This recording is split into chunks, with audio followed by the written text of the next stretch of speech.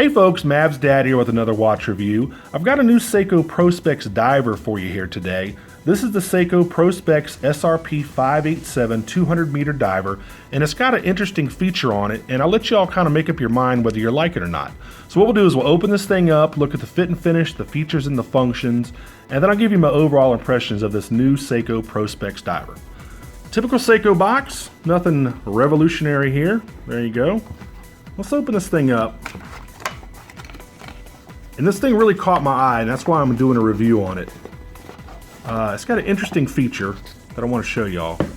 Typical documentation, you've got your manual written in multiple different languages, and you've got your warranty card. Anybody that's bought a Seiko has seen these two things in different colors sometimes. So let's get this out of the way. All right. Typical Seiko watch box on a black pillow. Let's take a look at this thing. All right.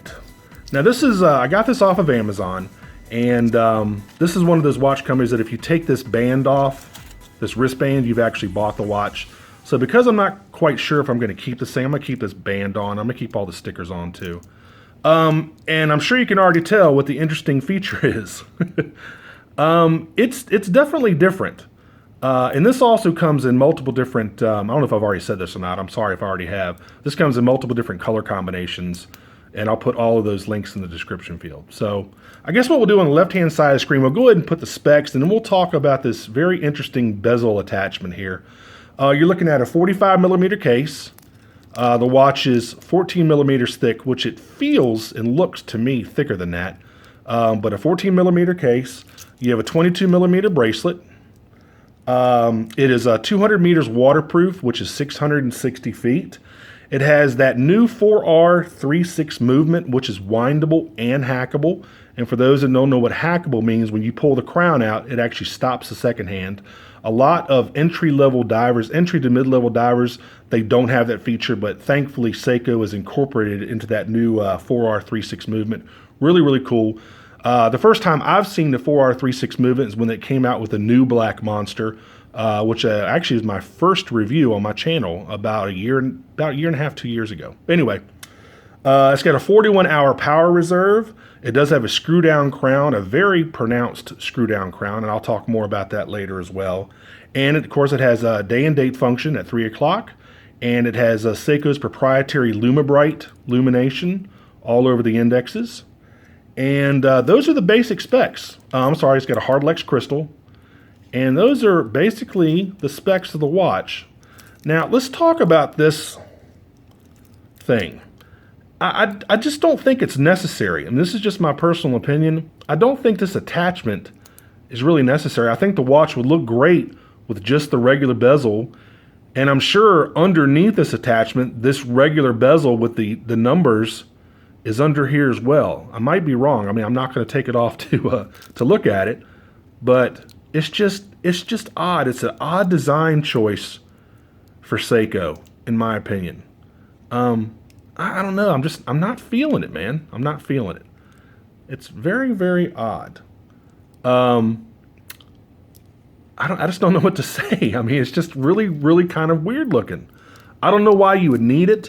I mean, anybody that goes diving knows, and most dive watches already on the bezel, like it might be a different color or the markings might be bigger, but to put an actual attachment on the bezel with these screws, to me is just a little odd. Very odd. Now another thing, the crown, and because of this attachment, this crown is not as easily accessible in my opinion. I mean, you can still unscrew it and do what you have to do. And the crown, by the way, has a great feel to it. It has a very, very pronounced click.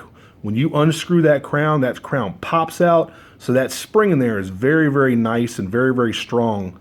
I love it when a screw down crown has a pronounced pop out where the spring is strong enough to pop that crown out. On some watches, you know, you can't really tell if the crown's been unscrewed all the way or not. But that's one thing I love about this crown. I also love the fact the crown is really big. I like that. It's very easy to manipulate But it could be easier to manipulate if you just turn this bezel, and the bezel has a nice click action too. It's pretty smooth, but now it's much easier to do. You see where my thumb is? It's just much easier to kind of roll over the top of the bezel as you're unscrewing the crown. But when you have this bezel attachment here, it just makes it hard. It just makes it a little bit harder to unscrew the crown. I mean, is it something that's going to keep you from unscrewing the crown? No, but it's just, this thing is just really, really big, and it really does get in the way. And most people are going to keep their bezels at the 12 o'clock index. So this is how you would, normally wear the watch all the time, just like that. So anyway, I mean, it's a good looking watch, and let me try this thing on. It has a lot of wrist presence. It's bigger than I thought it would be. It looked smaller in the pictures on Amazon.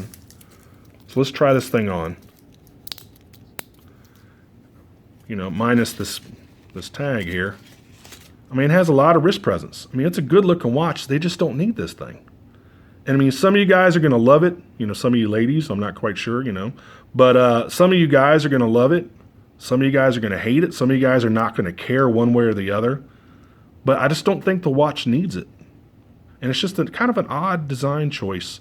I know Seiko likes to build, with their divers, especially like the Tunas and some of the others, where the bezel's actually protected by a metal shroud. Those are cool looking design choices, but this is just really odd. All right, enough harping on this thing. You're going to make up your mind whether you like it or not. And I'm assuming if you really like the watch, but you don't want it, I mean, I'm assuming, you can just unscrew it. I don't know what's underneath here. I don't know if the bezel continues like a normal bezel, or if there's just a blank space underneath this. I'm not quite sure.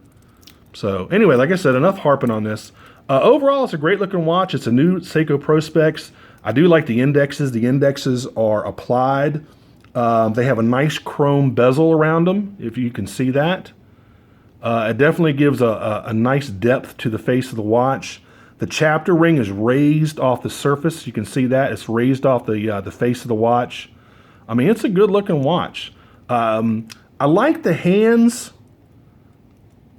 I don't know if I like how much of a point there is on the end of the minute and hour hands. I'm not quite sure, and this is really getting really nitpicky here, but I'm not quite sure if I like how much of a point right there, like that hypodermic needle on the end of each hand, but that's something really minor. But I do like the actual hour markings. I like the chapter ring. I like the bezel. And if you look, there's like a chrome ring between the crystal and the bezel itself. So that's another design cue that I just noticed that I haven't seen before on a Seiko diver. Really interesting. Really nice bracelet. I mean, this is your typical Seiko bracelet. You're also going to have a dive extension. Any good dive watch is going to have a dive extension, which is really easy.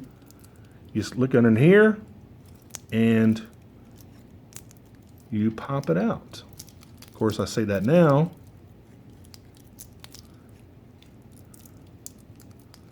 Why isn't it popping out? It's